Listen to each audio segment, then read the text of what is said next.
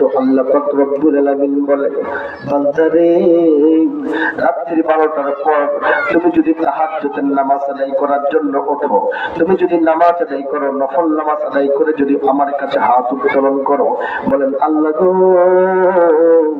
বাবাকে আমি 20 বার দিকে দেখলাম, মাকে আমি 20 বার দিকে দেখলাম, কেউ তো আমার ডাকে সাড়া দেয় না, কিন্তু আমি মালিকের দরবারে হাত উত্তোলন করেছি।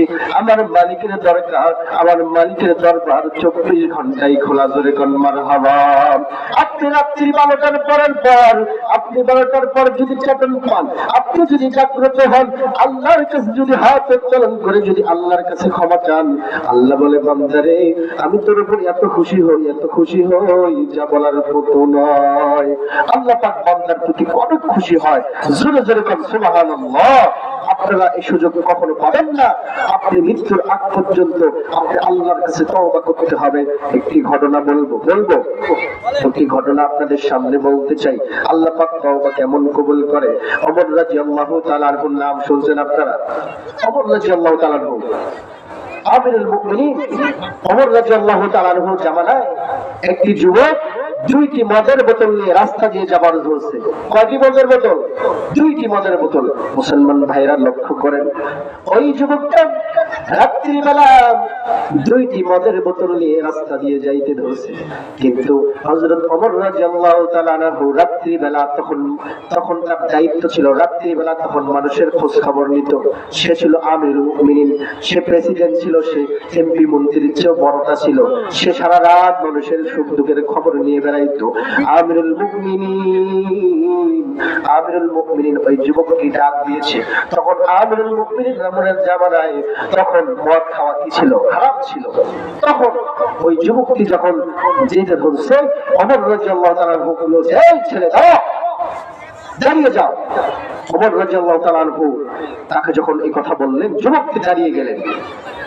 সঙ্গে সঙ্গে যুবকের কাছে ওমর রাদিয়াল্লাহু তাআলা গেলেন। যাওয়ার পর যুবককে জিজ্ঞেস করতেছেন, এই যুবক কই গেছিলা তুমি? এবার যুবকটি বলতেছেন, আমিরুল মুমিনিন, আমার বাবা বড় অসুস্থ, আমার বাবা বড় অসুস্থ, আমার বোন 2টি মদের বোতলের জায়গা 2টি দুধের বোতল দিয়েছে। কিসের বোতল? দুধের বোতল। সে নিয়ে গেছে কিসের বোতল? মদের বোতল। কিন্তু সে বলল আমিরুল মুমিনিনকে আমি দুধের বোতল দিয়েছি, এটা নিয়ে আমি যাচ্ছি, আমার বাবা অসুস্থ, আমার বোন 2টি দুধের বোতল দিয়েছে। এটা বলে সে সামনে রওনা হওয়া চলেছে। এবার সে মনে মনে ভাবছে যে আমি যেহেতু বাবার কথা বলছি আর বোনের কথা বলছি, আমাকে হয়তো ছেড়ে দিবে। এবার আমিরুল মুমিনিন বললেন, তুমি তোমার দুধের বোতলগুলো বাইর করো। জোরে বলো আল্লাহু আকবার।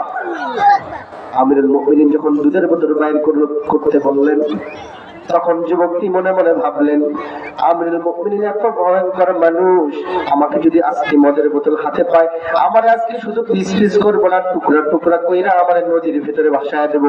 এটা সে মনে মনে চিন্তা করলেন। এবার যখন আমিরুল মুমিনিন ব্যাগের ভিতরে হাত দিয়ে যখন দিতে ধরবে, ওই বান্দা, ওই যুবকটা তখন আল্লাহর কাছে তওবা করে, আল্লাহ গো, আজকের পর থেকে আমি কখনো এই মদের বোতলের সঙ্গে আমার ঠোঁট দুটো লাগাবো না। আমি আজকে থেকে এই মদ খাওয়াকে আমি বাদ দিয়ে দিলাম। আল্লাহ, তুমি আজকে আমাকে ওমরের হাত থেকে বাঁচাইয়া দাও, তাহলে আমি আজকে তোমার কাছে তওবা করতেছি, এরপর থেকে আমি আর মদ খাবো না। জোরে কোন মারহাবা।